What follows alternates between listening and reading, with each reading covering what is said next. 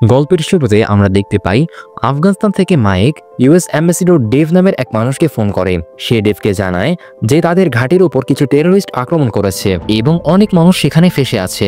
এমনকি তাদের পাঠানো স্পাই ফ্যামিলির ওপরও সেই টেরোরিস্ট আক্রমণ চালিয়েছিল।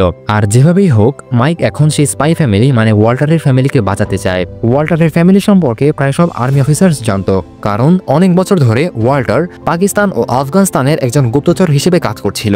সেখানে ঘটতে যাওয়া সিক্রেট টেরোরিস্ট অ্যাটাক সম্পর্কে আগে থেকে জেনে সময় মতো ইউএস অফিসারদের খবর দিয়ে অনেক বড় বড় হামলা ঠেকিয়ে দিয়েছিল। তাদের বাঁচানোর আরেকটা বড় কারণ ছিল ওয়াল্টারের পরিবারের ছিল তার 13 বছরের ছেলে এবং মাত্র 5 বছরের ছোট মেয়ে। তারা আগেই ইউএস এর জন্য অনেক কিছু করেছে, তাই তাদের মতো নিরীহ বাচ্চাদের এভাবে মরতে দেওয়া কোনোভাবে সম্ভব ছিল না। ওদিকে জঙ্গলের ভেতর দিয়ে ওয়াল্টার খুবই আহত অবস্থায় তার পরিবারকে নিয়ে একটি গাড়ি চালিয়ে পালানোর চেষ্টা করছিল। শুরুর দিকে ডেভ এই মিশনের জন্য রাজি হচ্ছিল না, কারণ এটা করলে ইন্টারন্যাশনাল লেভেলে অনেক বড় দ্বন্দ্ব তৈরি হতে পারে। কিন্তু তখন মাইক তাকে বলে, যদি এই পরিস্থিতিতে তোমার নিজের পরিবার ফেসে থাকতো তাহলে তুমি কি করতে? এই কথা শুনে ডেভ রাজি হয়ে যায়। ওদিকে মাইকের ঘাটের উপরে অনেক তালেবান আক্রমণ চালাচ্ছিল, তাই সে দ্রুত ওয়াল্টারের ফ্যামিলির জন্য সাহায্য পাঠানোর ব্যবস্থা করে কল কেটে দেয় এবং নিজেও প্রস্তুতি নিতে শুরু করে। পুরো পরিস্থিতি ব্যাখ্যা করে এবং তাকে ওয়াল্টারের ফ্যামিলির জন্য একটা রেস্কিউ মিশন চালু করতে বলে। জন সঙ্গে সঙ্গে তার সবচেয়ে সেরা টিম ওয়ার হর্স টিমকে ওয়াল্টারের ফ্যামিলির শেষ লোকেশনের দিকে পাঠানোর নির্দেশ দেয়। খুব দ্রুতই ওয়ার হর্স টিম পুরো প্রস্তুতি নিয়ে আফগানিস্তানের জঙ্গলের দিকের এলাকায় রওনা দেয়। তাদের কাছে শুধু এতটুকুই তথ্য ছিল যে ওয়াল্টারের ফ্যামিলি শেষবার দেখা গিয়েছিল একটা সবুজ রঙের গাড়িতে, যা আফগানিস্তান থেকে পাকিস্তান বর্ডারের দিকে যাচ্ছিল। এখন যখন ওয়ার হর্স টিমের চপার আফগানিস্তানের জঙ্গলের কাছে পৌঁছায়, তখনই কাছের এক পাহাড়ে থাকা এক টেরোরিস্ট হঠাৎ তাদের হেলিকপ্টারের উপর আক্রমণ করে। এর ফলে হেলিকপ্টার সম্পূর্ণ আউট অফ কন্ট্রোল হয়ে যায় এবং মাটির দিকে ক্র্যাশ করতে শুরু করে।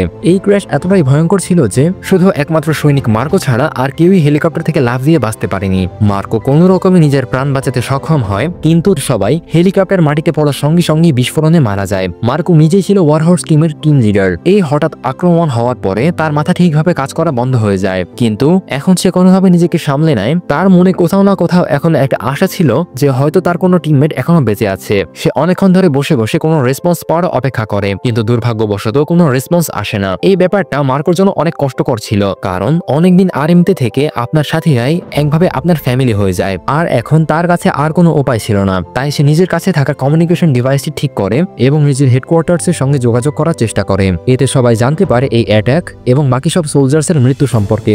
তারপর মার্কো তাদের বলে স্যাটেলাইটের মাধ্যমে হেলিকপ্টারের ধ্বংসাবশেষের এলাকা ভালোভাবে স্ক্যান করতে, যাতে যদি কেউ জীবিত থাকে তাকে ফিরে পাওয়া যায়। কিন্তু সত্যটা ছিল মার্কোর টিমের আর কেউ বেঁচে ছিল না। এই খবর শুনে মার্কো ভীষণ রেগে যায়, আর ঠিক তখনই সে দেখে কাছের এক খাড়া পাহাড়ের পাশে 3 জন টেরোরিস্ট দাঁড়িয়ে আছে, যাদের মধ্যে একজন তাদের হেলিকপ্টারের দিকে মিসাইল ছুড়েছিল। ওদের দেখেই মার্কোর রাগ তীব্র হয়ে ওঠে। সে তৎক্ষণাৎ নিজের জন্য একটা কভার নেয় এবং তাদের দুজনকে খুব সহজেই মেরে ফেলে, কিন্তু তৃতীয় জন কোনোভাবে নিজেকে বাঁচিয়ে ফেলে এবং নিজের বাকি সঙ্গীদের সাথে যোগাযোগ করে।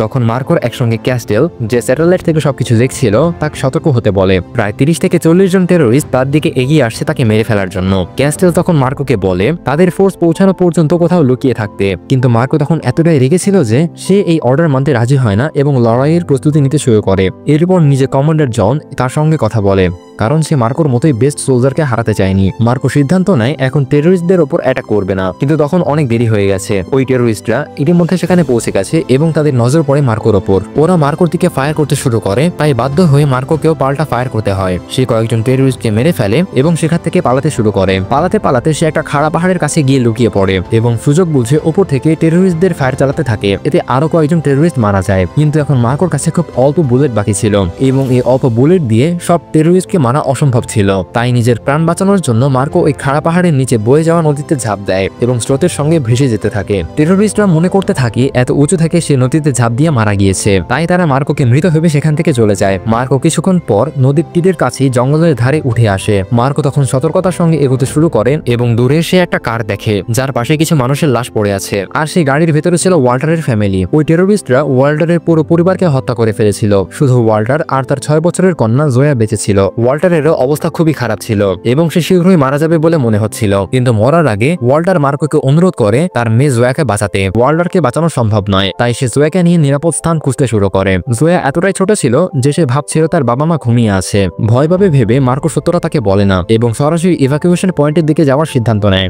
অন্যদিকে একটু পরেই সব টেরোরিস্ট ওয়াল্টারের কারের কাছে এসে নিশ্চিত হওয়ার চেষ্টা করে যে সত্যি ওয়াল্টার আর তার পরিবার মারা গেছে কিনা। তখন তাদের লিডার রাদামও ছিল। রাদাম ওয়াল্টারকে মৃত দেখে খুবই খুশি হয়, কিন্তু ঠিক তখনই তার এক সহযোগী বলে যে জয়া এখানে নেই এবং কাছে জুতার ছাপ দেখতে পায়। এতে রাদাম ও বাকিরা বুঝতে পারে যে মার্কো জীবিত আছে এবং জয়া তার সঙ্গে আছে। সুতরাং রাদাম বলে যত দ্রুত সম্ভব জয়া আর মার্কোকে খুঁজে বের করতে। অপরদিকে জয়া ও মার্কো এগিয়ে চলছিল। তখন জয়া ধীরে ধীরে বুঝতে পারে তার বাবা মারা গিয়েছে। তার ধারণা ছিল যারা তার পরিবারকে হত্যা করেছে তারা খুবই খারাপ লোক, কারণ তার বাবা ছোটবেলা থেকে তাকে শিখিয়েছিলেন যে নির্দোষ মানুষকে কষ্ট দেওয়া মানে অপরাধ করা। জয়া মার্কোকে পরামর্শ দেয় যে সে যেন তাদেরকে মেরে না ফেলে, বরং তাদেরকে ধরে পুলিশ বা অন্য কোনো কর্তৃপক্ষের কাছে দিয়ে দিতে। মার্কো জয়ার কথাগুলো শুনে বেশ অবাক হয়, তবে সে জয়াকে বোঝায় যে এরা খুবই বিপজ্জনক মানুষ এবং জয়ার জীবন বাঁচাতে হলে তাকে কঠোর হতে হবে, এমনকি প্রয়োজনে তাদেরকে হত্যাও করা হতে পারে। তারা এগোতে থাকে। পথে মার্কো অনেক জায়গায় কিছু ল্যান্ডমাইন ট্র্যাপ দেখে, যা সে খুব সাবধানে ডিসেবল করে এবং জয়াকে সাথে নিয়ে এগিয়ে চলে। মার্কো তখন জয়াকে সতর্ক থাকতে বলে, কারণ এখনো রাদাম আর তার লোকজন তাদের পিছনে লেগে রয়েছে। হঠাৎই মার্কোর চোখে পড়ে কাছের এক খাড়া পাহাড়ের দিকে, যেখানে রাদামের দুজন লোক দাঁড়িয়ে তাদের খোঁজ করছিল। তখন মার্কো জয়াকে নিচে থাকতে বলে আর নিজে চুপি চুপি উপরে উঠে যায়। খুব নিঃশব্দে এবং দক্ষতার সঙ্গে সে সেই দুজন টেরোরিস্টকে মেরে ফেলে। ওদিকে রাদাম তার লোকজনদের জঙ্গলের প্রতিটি রাস্তায় ছড়িয়ে দিয়েছে, যাতে যেভাবেই হোক মার্কো আর জয়াকে ধরা যায়। কিন্তু মার্কো আর জয়া খুব সতর্কভাবে ধীরে ধীরে এগিয়ে যাচ্ছিল।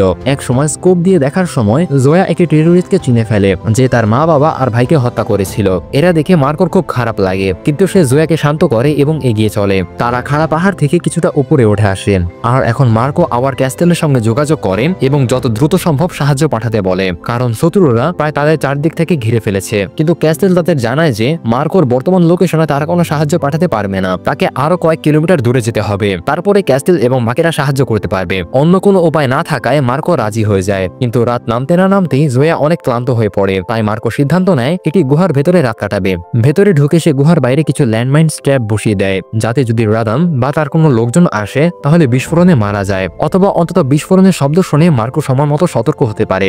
ঘুমানোর আগে জয়া মার্কোকে অনেক প্রশ্ন করে। সে জানতে চায় মার্কো কেন সেখানে এসেছে। তখন মার্কো ধীরে ধীরে বলতে শুরু করে কিভাবে সে এবং তার টিমকে ওয়াল্টার এবং তার ফ্যামিলিকে বাঁচানোর জন্য মিশন দেওয়া হয়েছিল। তারা চপারে করে তাদের দিকে যাচ্ছিল, কিন্তু হঠাৎ এক মিসাইল এসে আঘাত করে এবং চপার ভেঙে যায়। মার্কো শুধু ভাগ্যক্রমে বেঁচে গিয়েছিল, কারণ সে ঠিক সময় চপা থেকে লাফ দিতে পেরেছিল। এ কথা শুনে জয়া হাসতে হাসতে বলে, তুমি তো এক ফলেন অ্যাঞ্জেল যে আমাদের সাহায্য করতে এসেছে। কিন্তু মার্কো বলে সে কোনো অ্যাঞ্জেল নয়। যাই হোক, পরের সকালে যখন মার্কো এবং জয়া গুহা থেকে বেরিয়ে আসে, ঠিক তখনই সেখানে এক টেরোরিস্ট এসে উপস্থিত হয়। মার্কো সেই টেরোরিস্টকে দেখে মুহূর্তেই তার মুখে একটা ছুরি ছুঁড়ে মারে এবং তাকে শেষ করে ফেলে। জয়া এটা দেখে কিছুটা ভীত হয়ে পড়ে, কারণ তার কাছে আবার তার পরিবারের মৃত্যুর দৃশ্য ভেসে ওঠে। কিন্তু মার্কো যথাসম্ভব তাকে শান্ত করে এবং অন্য কোনো টেরোরিস্ট পৌঁছানোর আগে জয়াকে নিয়ে সেখান থেকে চলে যায়। মার্কো জয়াকে নিয়ে কাছের আরেক খাড়া পাহাড়ের কাছে যায় এবং কিছুক্ষণ পর আরো টেরোরিস্ট ওই গুহার কাছে এসে পৌঁছায়। তারা নিজেদের সঙ্গীর লাশ দেখতে পায়, আর ঠিক তখনই তাদের মধ্যে একজন ওই ল্যান্ডমাইন ট্র্যাপে আটকে পড়ে এবং ঘটনাস্থলেই মারা যায়। পরবর্তীতে যখন মার্কো নদীর পানি নিচ্ছিল,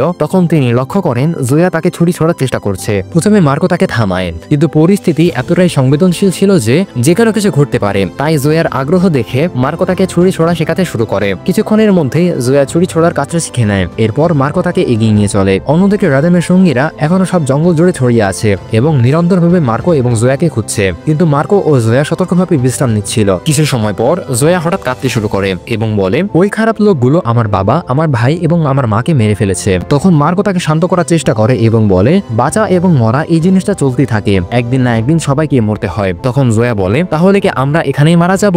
মার্কো উত্তর দেয়, না, আমরা এখানে কোনোদিন মরবো না, আজ তো একদমই না। যাই হোক না কেন, আমি তোমাকে এখান থেকে বের করে নিয়েই যাব। তারপর মার্কো জয়াকে নিয়ে আরো সামনে এগিয়ে যায়। এদিকে টেরোরিস্ট তার পদচিহ্ন অনুসরণ করতে করতে এগিয়ে আসছিল। মার্কো তার স্কোপ দিয়ে এসব দেখছিল, কিন্তু ঠিক তখনই জয়া দূরে চলে যায়, আর সেখানে তাকে এক টেরোরিস্ট লিডার দেখে ফেলেন। সে জয়াকে বলে, আমাকে ভয় পাওয়ার দরকার নেই, তোমার সঙ্গে যে লোকটা ছিল সে কোথায়? জয়া বলে দেয়, ও ওই দিকে আছে। ঠিক তখনই তার পেছন থেকে মার্কো আসে এবং সে টেরোরিস্টকে গান পয়েন্টে নিয়ে নেয়। তখন ওই টেরোরিস্ট বলে, আমি তোমাদের ক্ষতি করতে আসিনি, আমি একটা লোকাল ম্যান, আমার গ্রাম এখানেই কাছাকাছি, আমি তোমাদেরকে বাঁচাতে পারি। তখন মার্কো গম্ভীরভাবে বলে, তাহলে চলো তোমার গ্রামের দিকে। তারপর সেই টেরোরিস্ট মার্কো আর জয়াকে নিয়ে গ্রামের দিকে যেতে থাকে। ঠিক তখনই মার্কোর কাছে হেডকোয়ার্টার থেকে কল আসে। ওরা বলে, তুমি গ্রামের কাছাকাছি থাকো, আমরা তোমাকে ওখান থেকে রেস্কিউ করে নিয়ে আসবো। মার্কো তাদের কথা মতো তাই করে, কিন্তু তখনই সে দেখে আরো কিছু টেররিস্ট এসে গেছে এবং তারা তার উপর ফায়ারিং করতে শুরু করে। মার্কো তাড়াতাড়ি একটি পাথরের পিছনে লুকিয়ে পড়ে এবং পাল্টা ফায়ার করতে থাকে। তারপর টেররিস্ট আর মার্কোর মধ্যে একটা দীর্ঘ ফাইট চলে। এই ফাইটের সময় মার্কো অনেকগুলো টেররিস্টকে মেরে ফেলে, কিন্তু হঠাৎ সে খেয়াল করে জোয়া তার পাশে নেই। সে তাকে খুঁজতে শুরু করে, কিন্তু কোথাও পায় না। হয় জোয়া হারিয়ে গেছে, না হয় টেররিস্ট তাকে ধরে নিয়ে গেছে। সে চারদিকে খোঁজে এবং অনেক খোঁজাখুঁজির পর জোয়ার হাতের পুতুল দেখতে পায়। তারপর সে সূত্র ধরে সে একটা গুহার কাছে পৌঁছায় যেখানে একজন টেররিস্ট ছিল। মার্কো তার গানের সাইলেন্সার লাগিয়ে চুপিসারে সে টেররিস্টকে মেরে ফেলে এবং গুহার ভেতরে ঢোকে। ভেতরটা ছিল একদম অন্ধকারে ভরা, কিন্তু যখন সে অন্য দিক দিয়ে গুহা থেকে বের হয় তখন সে একটা গ্রামে এসে পড়েছে যেখানে চারপাশে অসংখ্য টেররিস্ট ছিল। সে পৌঁছে যায় এমন এক জায়গায় যেখানে অনেক টেররিস্ট আগে থেকেই থাকতো, কিন্তু মার্কো কাউকেই ভয় পেত না এবং সেই কারণেই তার সামনে যে টেররিস্ট আসতো সে একে একে সবাইকে মেরে ফেলতো। সে সেখানে জোয়াকে খুঁজতে শুরু করে এবং এক সময় একটা রুমের ভেতরে ঢোকে যেখানে 3 জন টেররিস্ট বসেছিল। তাদের হাতে কোনো গান ছিল না। তখন মার্কো তাদের মধ্যে 2 জনকে মেরে ফেলে এবং তৃতীয় জনকে গান পয়েন্টে নিয়ে তাদের জিজ্ঞাসা করে জোয়া কোথায়, কিন্তু ওই টেররিস্ট কিছুই বলে না। তাই মার্কো তাকেও মেরে ফেলে। কিন্তু এদিকে বাকি টেররিস্টরা মার্কোর লোকেশন জেনে যায় এবং সবাই সতর্ক হয়ে পড়ে। তারা মার্কোর উপর আক্রমণ করতে আসে, কিন্তু মার্কো একাই বিশাল বাহিনীর সমান। সে একে একে অনেক টেররিস্টকে মেরে ফেলে। ঠিক তখনই মার্কোর একটু মনোযোগ সরে যায় আর সেই সুযোগে এক টেররিস্ট তাকে গুলি করে। তবে মার্কোর গায়ে বুলেট প্রুফ জ্যাকেট ছিল, তাই গুলি তার শরীরে লাগেনি। এরপর আরেকজন এসে তাকে অজ্ঞান করে দেয়। তারা মার্কোকে টেনে হিস্ট্রি একটা রুমে নিয়ে যায় এবং সেখানে তাকে টর্চার করা শুরু করে। তারা জিজ্ঞাসা করতে থাকে তোমাদের লোকদের প্ল্যান কি, তোমাদের সৈনিকরা কোথায় কোথায় আছে। রিচার্ড বলে আমি কিছুই জানি না, আর জানলেও তোমাদের কিছুই বলবো না। তখন টেররিস্ট লিডার বলে তুমি বলবে যখন তোমার সামনে ওই ছোট্ট মেয়েটিকে নির্যাতন করা হবে, তখন তুমি সব স্বীকার করবে। এদিকে দেখা যায় জোয়াকে এক জায়গায় বন্দী করে রাখা হয়েছে। সেখানে এক টেররিস্ট তাকে ভয় দেখানোর চেষ্টা করছে, এমনকি তার সঙ্গে খারাপ কাজ করার চেষ্টাও করে। ঠিক তখনই অন্য টেররিস্ট আসে জোয়াকে নিয়ে যেতে। অন্যদিকে যেখানে মার্কো ছিল সেখানে ওই টেররিস্টদের একজন লিডারও ছিল। ঠিক তখনই মার্কো সুযোগ বুঝে তার হাত খুলে ফেলে এবং টেররিস্ট এর গান ছিনিয়ে নেয় এবং তাকে মেরে ফেলে। তারপর মার্কো সেই রুম থেকে বেরিয়ে আসে এবং একে একে সব টেররিস্টদের মেরে ফেলতে শুরু করে। যেই তার সামনে আসে রিচার্ড তাকে শেষ করে দেয়। এদিকে আমেরিকান হেডকোয়ার্টার্সের লোকেরা মার্কোর সঙ্গে কন্ট্যাক্ট করার চেষ্টা করে, কিন্তু মার্কো তখন টেররিস্টদের মেরে ফেলার কাজে এতটাই বিজি ছিল যে সে কারো কোনো কথার উত্তর দিতে পারে না। মার্কো সেখানে উপস্থিত সব টেররিস্টকে মেরে ফেলে আর তারপর জোয়াকে খুঁজতে বের হয়। অবশেষে সে এক জায়গায় জোয়াকে খুঁজে পায় আর তাকে জড়িয়ে ধরে বলে আমি তোমাকে বলেছিলাম না আমি তোমাকে কখনো একা ছাড়বো না। তারপর সে জোয়াকে কোলে তুলে নিয়ে জঙ্গলের দিকে যেতে শুরু করে, কিন্তু ঠিক তখনই রিচার্ড দেখে সেখানে 30 থেকে 40 জন নতুন টেররিস্ট এসে গেছে। তখন রিচার্ড দৌড়াতে শুরু করে। দ্রুত গতিতে সে পাহাড়ের দিকে ছুটে যায়। এখন তার হাতে কোনো গানও নেই। সে এক জায়গায় গিয়ে পড়ে যায়। জোয়া তাকে বলে আমাদের উপরের দিকে যাওয়া উচিত, কিন্তু রিচার্ড খুব ক্লান্ত হয়ে পড়েছে, তার কাছে কোনো গানও নেই। ঠিক তখনই প্রচুর টেররিস্ট সেখানে এসে উপস্থিত হয়। রিচার্ড জোয়াকে শান্ত করে বলে কিছুই হবে না। টেররিস্টরাও তার একদম কাছে চলে আসে এবং তাকে মারতে যায়, কিন্তু ঠিক সেই মুহূর্তে পাহাড়ের পেছন থেকে অনেকগুলো আমেরিকান সোলজার হাজির হয়। তারা একে একে সব টেররিস্টকে মেরে ফেলতে শুরু করে, কারণ তারা এর মধ্যে মার্কোর লোকেশন পেয়ে গিয়েছিল এবং স্যাটেলাইটের সাহায্যে সবকিছু দেখছিল। সব সোলজার মিলে অনেকগুলো টেররিস্টকে মেরে ফেলে এবং মার্কো ও জোয়াকে রেস্কিউ করে। তাদের দ্রুত হেলিকপ্টারে তুলে ওখান থেকে নিয়ে যাওয়া হয়। এরপর অনেক সময় কেটে যায়। আমরা দেখি মার্কো এখন আর্মি থেকে রিটায়ার্ড। সে নিজের বাড়িতে শান্তিতে থাকে আর জানা যায় জোয়া এখন তারই সঙ্গে থাকে। রিচার্ড নিজেই নিজের সঙ্গে কথা বলে আমি তোমার ফ্যামিলিকে ফিরিয়ে দিতে পারবো না, কিন্তু তুমি এখন আমার ফ্যামিলি হয়ে গেছো। আমরা দেখে জোয়া হাসছে, খুব খুশি মনে খেলছে। আর এভাবেই শেষ হয় এই অসাধারণ সিনেমাটি। তো বন্ধুরা এই গল্পটি তোমাদের কেমন লাগলো কমেন্টে জানাতে ভুলো না। ভিডিওটি ভালো লেগে থাকলে লাইক করো আর চ্যানেলটা সাবস্ক্রাইব করতে ভুলো না। ধন্যবাদ।